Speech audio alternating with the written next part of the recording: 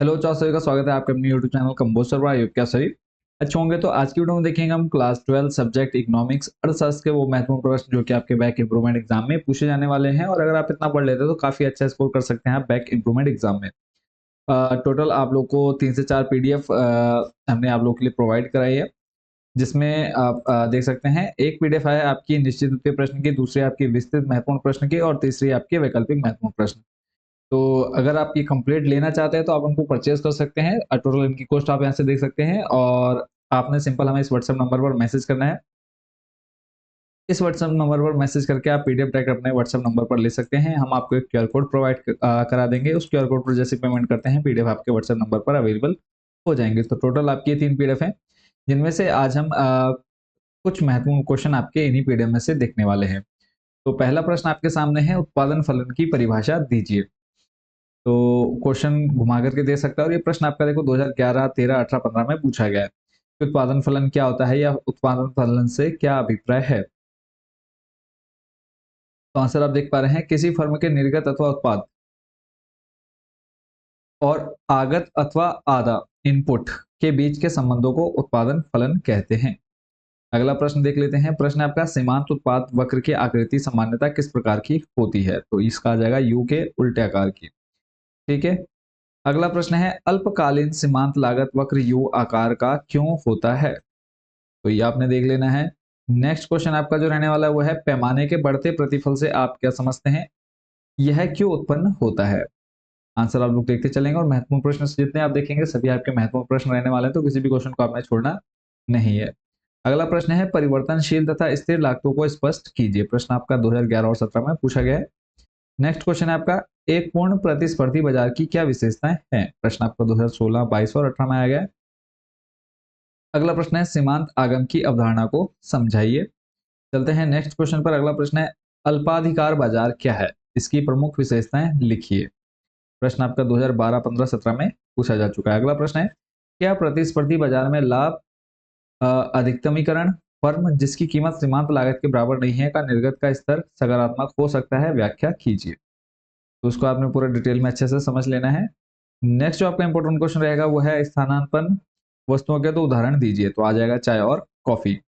अगला है, समष्टि अर्थशास्त्र से आप क्या समझते हैं। तो यहाँ पर आप पढ़ सकते हैं कि समष्टि अर्थशास्त्र अर्थशास्त्र का वह भाग है जिसका संबंध बड़े समूहों, कुल बचत, कुल निवेश, कुल मांग, कुल आय आदि से होता है।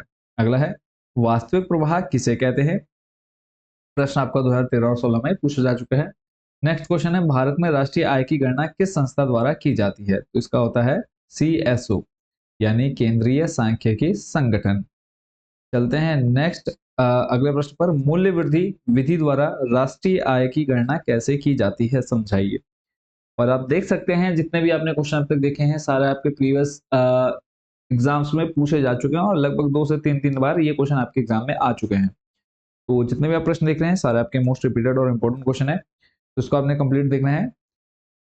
नेक्स्ट आपका प्रश्न है, निम्न आंकड़ों से साधन लागत पर शुद्ध मूल्य वृद्धि की गणना कीजिए।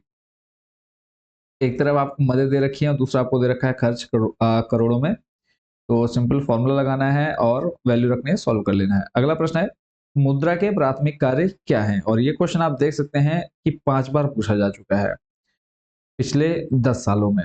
तो इसको आपने तैयार कर लेना है। अगला प्रश्न है, बैंक दर किसे कहते हैं। चलते हैं अगले प्रश्न पर, वस्तु विनिमय प्रणाली क्या है, इसकी क्या कमियां हैं। नेक्स्ट क्वेश्चन आपका है, एक प्रदेश की कुल जनसंख्या 50 करोड़ है तथा राष्ट्रीय आय 60,000 करोड़ के बराबर है, तो प्रति व्यक्ति आय कितनी होगी। तो सिंपल सा फॉर्मूला है, प्रति व्यक्ति आय क्या होता है, कुल राष्ट्रीय आय बट्टे कुल जनसंख्या। तो 60 करोड़ बट्टे 50 करोड़ हो जाएगा। तो यहाँ पे आपका हो जाएगा कट 0 से 0। और उसके बाद नेक्स्ट है, नेक्स्ट क्वेश्चन है, इसको आपने देख लेना है। अगला प्रश्न है आपके सामने, व्यापारिक बैंकों द्वारा साख निर्माण की प्रक्रिया को संक्षेप में लिखिए, या फिर साख निर्माण से क्या आशय है। इस प्रश्न को आपने करना है। और देखो सारे आपके मोस्ट रिपीटेड और इंपॉर्टेंट क्वेश्चन रहने वाले हैं और यह पीडीएफ आप लोग के लिए बहुत ये समझ लीजिए कि बहुत मेहनत करने के बाद आप लोग के लिए एक एक क्वेश्चन चुन करके लाया गया क्योंकि प्रीवियस क्वेश्चन पेपर्स प्लस उसके बाद फिर इंपॉर्टेंट क्वेश्चन और जिनके चांसेस हैं इस बार आपके एग्जाम में आने के, वो सारे क्वेश्चन इसमें हमने पीडीएफ में कवर किए हैं। अगला प्रश्न है बचत का क्या तात्पर्य है। अगला चलते हैं, प्रभावी मांग क्या है। जब अंतिम वस्तुओं की कीमत और ब्याज की दर दी हुई हो तब आप स्वायत्त व्यय गुणक कैसे प्राप्त करेंगे, तो इसको आपने देख लेना है। अगला प्रश्न है घाटे के बजट से आप क्या समझते हैं, तो इसका आंसर आप देख लीजिए। जब सरकार की कुल आय सरकार के कुल व्यय से कम होती है तो उसे घाटे का बजट कहते हैं। अगला है संतुलित बजट, बचतपूर्ण बजट एवं घाटे के बजट को स्पष्ट कीजिए। सिंपल है, एक बार पढ़ लेंगे तो इसलिए आपको ये याद हो जाएगा। अगला प्रश्न जो कि आपके very short type question answer है, जिसमें हमने लोचपूर्ण विनिमय दरों से क्या आशय देखना है, भुगतान संतुलन से क्या आशय है, एक आपने ये देख लेना है। अगला प्रश्न है सरकारी बजट क्या है, इसकी प्रमुख विशेषताओं का उल्लेख कीजिए। और पूरा ये आपका लॉन्ग में आएगा तो इसको आपने अच्छे से प्रिपेयर कर लेना है। नेक्स्ट अगला प्रश्न जो आपके सामने है उसको देख लेते हैं।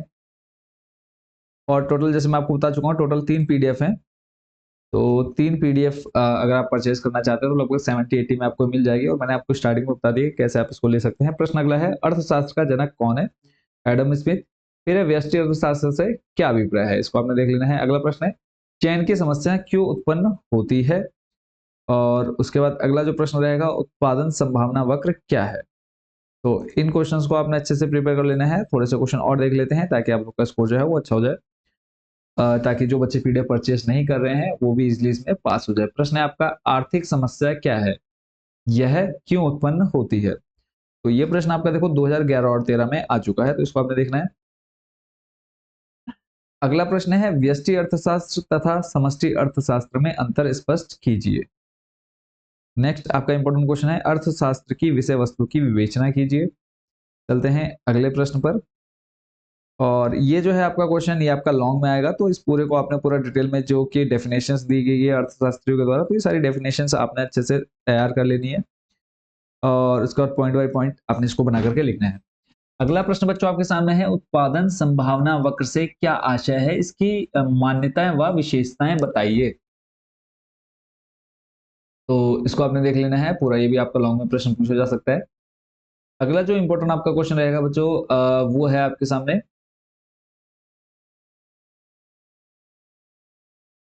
प्रतिस्थापन की सीमांत दर क्या है। दूसरा है सीमांत उपयोगिता को स्पष्ट कीजिए। औसत उपयोगिता से क्या आशय है, तो सिंपल फॉर्मूला याद रखना है आपने, कुल उपयोगिता बट्टे उपयोग की गई कुल इकाइयां। और उसके बाद नेक्स्ट आपका अगला प्रश्न है मांग में परिवर्तन का अर्थ बताइए। 2012 और 2020 में ये प्रश्न बच्चों आपके एग्जाम में पूछा जा चुका है, तो इसको आप देख सकते हैं कि गिरते हुए मूल्य के साथ साथ मांग की मात्रा बढ़ती जाती है तथा बढ़ते हुए मूल्य के साथ साथ मांग की मात्रा घटती जाती है, इसी को मांग में परिवर्तन कहते हैं। तो फिलहाल बच्चों आज को वीडियो में इतने क्वेश्चन, और लगभग मैंने आपको 40% इस पीडीएफ के क्वेश्चन आपको लगभग बता दिए हैं। तो इजिली आप इन क्वेश्चंस को अगर प्रिपेयर कर लेते हैं तो बहुत अच्छा स्कोर आप कर सकते हैं। बाकी अगर आपको पूरा कंप्लीट जो सेट है आपका पीडीएफ का, जिसमें आपकी टोटल 3 पीडीएफ रहेंगी जिनकी कॉस्ट आप सामने देख पा रहे हैं, तो ये लेना चाहते हैं तो सिंपली आपने हमें इस व्हाट्सएप नंबर पर कॉन्टैक्ट करना है, और आपने अपनी क्लास सब्जेक्ट और आपने मीडियम बताना है, हिंदी मीडियम या फिर इंग्लिश मीडियम। आपको पीडीएफ आपके व्हाट्सएप नंबर पर मिल जाएगी। हम आपको एक क्यूआर कोड दे देंगे, उस क्यूआर कोड पर जैसे आप पेमेंट करते हैं वैसे ही आपके व्हाट्सएप नंबर पर पीडीएफ अवेलेबल हो जाएगी। तो मिलते हैं बच्चों नेक्स्ट वीडियो में। Thank you so much watching for this video and best wishes for your back and improvement exam.